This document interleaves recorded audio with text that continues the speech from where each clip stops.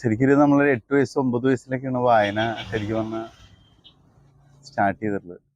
അപ്പം അന്നൊക്കെ നമ്മൾ പത്രമാണ് വായിക്കുക. പിന്നെ നമുക്ക് ബാലരമ, അമ്പിളിമാവൻ, പിന്നെ പൂമ്പാറ്റ, ഇങ്ങനെയൊക്കെയാണ് തുടങ്ങിയിട്ടുള്ളത്. പിന്നെ പത്രങ്ങൾ വളരെ ചെറുപ്പം തൊട്ട് നമ്മൾ വായിക്കുന്നത്. സ്പോർട്സ് വായിക്കാറുണ്ട്. പിന്നെ സിനിമയുടെ വിശേഷങ്ങൾ, പത്രങ്ങൾ, ഇതൊക്കെ ഇങ്ങനെ വായിച്ചു വന്നു. പിന്നെ നമ്മൾ സ്കൂളിൽ പഠിക്കുമ്പോൾ നമ്മൾ സോഷ്യൽ സ്റ്റഡീസ് ഇല്ലേ, സാമൂഹിക പാഠം, അതാണ് ഏറ്റവും കൂടുതൽ ഇഷ്ടമായിരുന്നത്. രാജ്യങ്ങളുടെ ചരിത്രം, രാജ്യങ്ങളെ പറ്റിയുള്ളത്, ഒന്നാം ലോകമഹായുദ്ധം, രണ്ടാം ലോകമഹായുദ്ധം, ഇത്തരം വിഷയങ്ങൾ.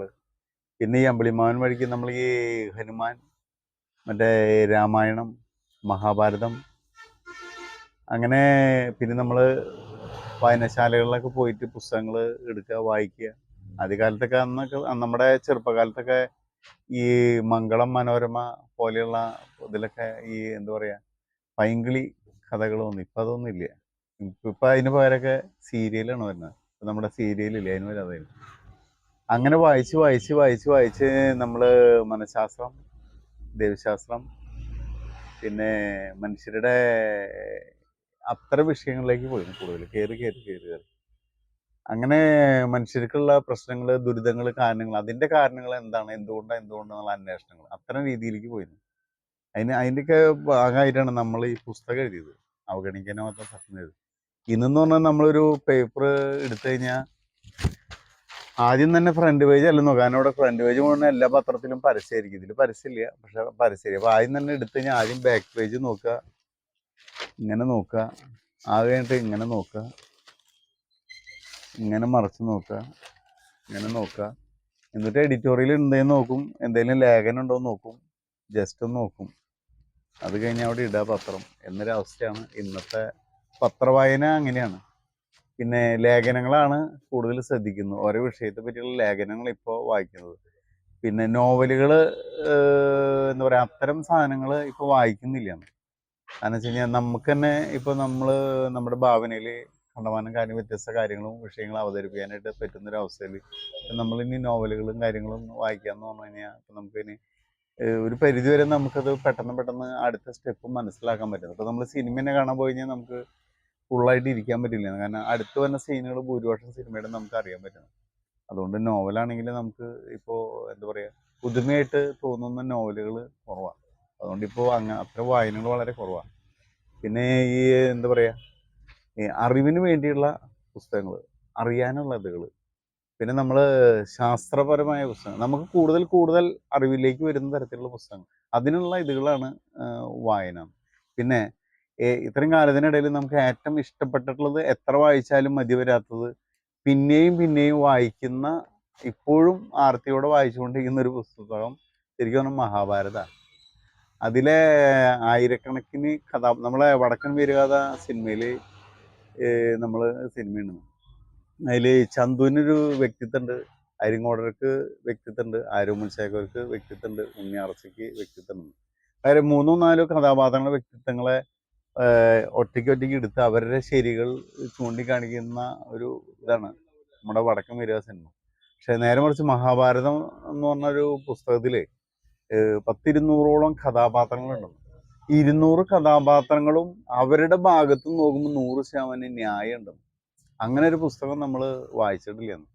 കാരണം ഇപ്പോൾ രാമായണം എന്ന് പറയുമ്പോൾ ശരിക്കും പറഞ്ഞു കഴിഞ്ഞാൽ വായിച്ചിട്ടുണ്ടെങ്കിലും നമ്മുടെ മഹാഭാരതത്തിനോടുള്ള എൻ്റെ അത്രയ്ക്കും ഇഷ്ടം തോന്നിയില്ല. കാരണം ഓരോ കഥാപാത്രത്തിനോടും നീതി പുലർത്തുന്നുണ്ട്. ശകുനി ഉന്മൂലനാശന കാരണമാണ് ശകുനി. പക്ഷെ ശകുനിക്കും ന്യായം ഉണ്ടെന്ന്. ഏത് ദുര്യോധനും ന്യായമുണ്ട്. എല്ലാ കഥാപാത്രങ്ങൾക്കും ന്യായം ഉണ്ടെന്ന്. അപ്പോൾ ഇത്രയധികം കഥാപാത്രങ്ങൾക്ക് ഒരുപോലെ കൂട്ടി ചേർത്ത് കൊണ്ടുവന്നൊരു പുസ്തകമാണ് മഹാഭാരതം. അതുകൊണ്ട് ഏതൊക്കെ പുസ്തകങ്ങൾ എങ്ങനെയൊക്കെ ഉണ്ടെങ്കിലും മഹാഭാരതമാണ് ഇത്. പിന്നെ നമുക്ക് ബൈബിളിൽ പുതിയ നിയമം വളരെ ശ്രദ്ധിക്കപ്പെടുന്ന ഒരു ഇതാണ്, യേശുവിൻ്റെ ചരിത്രം. പിന്നെ ഈ എന്താ പറയുക, പുരാണങ്ങൾ, ഇതിഹാസങ്ങൾ, അങ്ങനെ ഒരുമാതിരി എല്ലാം വായിച്ചിട്ടുണ്ട്. പക്ഷേ ഇപ്പോഴത്തെ അവസ്ഥയിൽ നമുക്ക് എന്ത് വായിക്കുമ്പോഴും ജീവിതത്തിൽ നമ്മൾ എന്തെങ്കിലും ഒരു രക്ഷ, നമ്മൾ ജീവിതത്തിൽ എന്തെങ്കിലും ഒരു രക്ഷ അല്ലെങ്കിൽ ഒരു സന്തോഷം, സമ്മാനം എന്നുള്ള അവസ്ഥയിൽ കൂടുതൽ വായിച്ചു എന്ന് എന്താ മനസ്സിലായെന്ന് വെച്ച് കഴിഞ്ഞാൽ, എന്തൊക്കെ വായിച്ചാലും എന്തൊക്കെ അറിവ് നേടിയാലും നമ്മൾ സഹിക്കുക, ക്ഷമിക്കുക, വിട്ടുവീഴ്ച ചെയ്യുക, ഇതല്ലാണ്ട് ഒരു പാകമില്ല എന്നുള്ളൊരു സത്യം നമുക്ക് മനസ്സിലായിരുന്നു. നമ്മൾ സ്നേഹിക്കണം, സഹിക്കണം, ക്ഷമിക്കണം, വിട്ടുവീഴ്ച ചെയ്യണം. ഇതല്ലാതെ ജീവിതത്തിൽ വേറൊരു പാകമില്ല. പിന്നെ മനുഷ്യരുടെ ജീവിതത്തിന് എന്താ പറയാ, ഒരു മനുഷ്യൻ ജനിക്കുക എന്ന് പറഞ്ഞു കഴിഞ്ഞാൽ പമ്പര വെട്ടിത്തരാന്ന്. ജനിക്കാതിരിക്കലാണ് ഏറ്റവും നല്ല കാര്യം.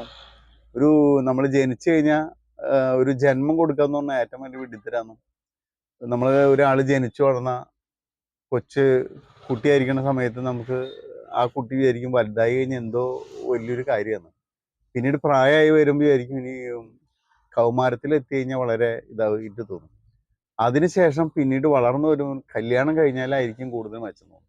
കല്യാണം കഴിഞ്ഞ് കുട്ടികളുണ്ടായി. അപ്പോൾ ഓരോ കാലഘട്ടത്തിൽ അങ്ങനെ പ്രതീക്ഷിക്കും. പക്ഷേ ഓരോ സമയത്തും നമ്മൾ പ്രതീക്ഷകളുണ്ടെങ്കിലും നമ്മൾ പ്രതീക്ഷിച്ച പോലെ നമ്മുടെ ജീവിതം പോകുന്നില്ല എന്ന് മനസ്സിലാവുകയാണ്. നമ്മൾ വിചാരിച്ച പോലെ ലോകം തിരിയുന്നില്ല എന്നും എങ്ങനെയൊക്കെ വന്നാലും നമ്മൾ വിചാരിച്ചതിനെതിരെ നമ്മൾ വിചാരിക്കുന്ന പോലെ ലോകം തിരിയാത്ത അവസ്ഥ, അതിൻ്റെ കാര്യകാരണ സഹിതങ്ങളും കാര്യങ്ങളൊക്കെ മനസ്സിൽ വന്നു കഴിഞ്ഞപ്പോൾ നമ്മൾ എന്തൊക്കെ വായിച്ചു, എന്തൊക്കെ അറിവുണ്ട്, എന്തൊക്കെ നേടിയാലും നമ്മുടെ മനസ്സിനെ ശാന്തമാക്കി നിർത്താനും നമ്മുടെ മനസ്സിനൊരു സമാധാനം ഉണ്ടാക്കാനും നമ്മളുടെ മനസ്സ് എന്താ പറയുക, ഏത് സാഹചര്യത്തിലും കുലുങ്ങാത്ത സാഹചര്യത്തിൽ ആക്കിയെടുക്കാനൊക്കെ വായന കൊണ്ട് ഉപകരിക്കും. പക്ഷേ നമ്മളുമായി ബന്ധപ്പെട്ട് നിൽക്കുന്ന മനുഷ്യർ, നമ്മൾ ഇടപെടുന്ന ആളുകൾ, നമ്മളെ വീട്ടിലുള്ളവരായിരിക്കും, അല്ലെങ്കിൽ സഹോദരങ്ങളായിരിക്കും, നമ്മളായിട്ട് ബന്ധപ്പെട്ട് നിൽക്കുന്നവരായിരിക്കും, ഇത്തരം ആളുകളിലെ ആയിരക്കണക്കിന് പ്രശ്നങ്ങളും വിഷയങ്ങളും നമുക്ക് മനസ്സിലാവുമ്പോൾ ഇതിനൊന്നും നമുക്ക് പരിഹരിക്കാനോ അവരെ ഹെൽപ്പ് ചെയ്യാനോ പറ്റാത്ത സാഹചര്യം. കാരണം നമുക്ക് എന്തുമാത്രം അറിവുണ്ടെങ്കിലും നമ്മളെ ഏറ്റവും വേണ്ടപ്പെട്ടവർ, നമ്മളെ ഏറ്റവും ഇഷ്ടപ്പെട്ടവർ, അവരുടെ ആയിരിക്കുന്ന അർത്ഥത്തിൽ അവരായിരിക്കുന്ന പ്രശ്നങ്ങൾ, അതിൽ നമുക്ക് നമ്മുടെ ഈ അറിവുകൊണ്ട് ഒരു പരിഹാരം ചെയ്യാനായിട്ട് പറ്റുന്നില്ല. പിന്നെ സാമ്പത്തികമായിട്ട് സെറ്റപ്പ് ഉള്ള ആളാണെങ്കിൽ ഒരു പരിധി വരെ കുറച്ച് വിഷയങ്ങൾ നമുക്ക് സോൾവ് ചെയ്യാൻ പറ്റുന്നു. പക്ഷെ അത് വിട്ടിട്ടുള്ള വിഷയങ്ങൾ വേറെ ഉണ്ടെന്ന്. അപ്പോൾ വായനാ ദിനത്തിൽ കൂടുതൽ അറിവുകൾ നേടിയെടുക്കാൻ നല്ലതാണ്. പക്ഷെ ഈ അറിവ് മുഴുവൻ നമുക്ക് ചെറുപ്പകാലത്ത് കിട്ടണം. കാരണം ഒരു 25 വയസ്സിന് മുന്നൊക്കെ നമുക്ക് വളരെയധികം അറിവ് കിട്ടണം. നമ്മൾ വളരെ മുന്നേ തന്നെ വായിച്ച് അറിവ് കിട്ടിയിരിക്കണം. അങ്ങനെയാണെങ്കിൽ നമ്മുടെ ജീവിതത്തിൽ കുറേയൊക്കെ ഒരു പരിധി വരെ വിജയിക്കും, എല്ലാ അർത്ഥത്തിലും വിജയിക്കാൻ സാധിക്കും. പലർക്കും അവർ നല്ല പ്രായത്തിൽ അറിവ് കിട്ടാതെ ഏജ് കയറി വരുന്ന സമയത്താണ് അറിവ് കിട്ടുന്നത്. അപ്പോൾ അതുകൊണ്ട് വെച്ച് കഴിഞ്ഞാൽ അവർക്ക് ആ അറിവ് കിട്ടിയിട്ട് അറിവ് കൊണ്ട് കാര്യമായിട്ട് ഉപയോഗപ്രദമാകാത്ത അവസ്ഥയാണ്.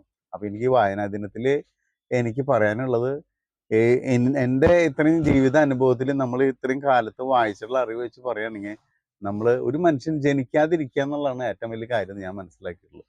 ഇനി നമ്മൾ ജനിക്കുകയാണെങ്കിൽ തന്നെ വേറൊരാളെ ജനിപ്പിക്കാതിരിക്കുക എന്നുള്ളതാണ് അടുത്ത കാര്യം.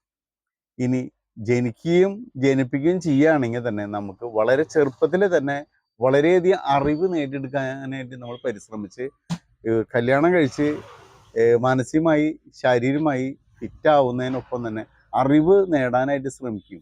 ആ അറിവിനനുസരിച്ച് ജീവിക്കുകയും ചെയ്യാനായിട്ട് പരിശ്രമിക്കണം. അപ്പം അങ്ങനെയാണെങ്കിലാണ് ഈ വായന കൊണ്ട് എന്തെങ്കിലും ഉപകാരമുള്ളൂ.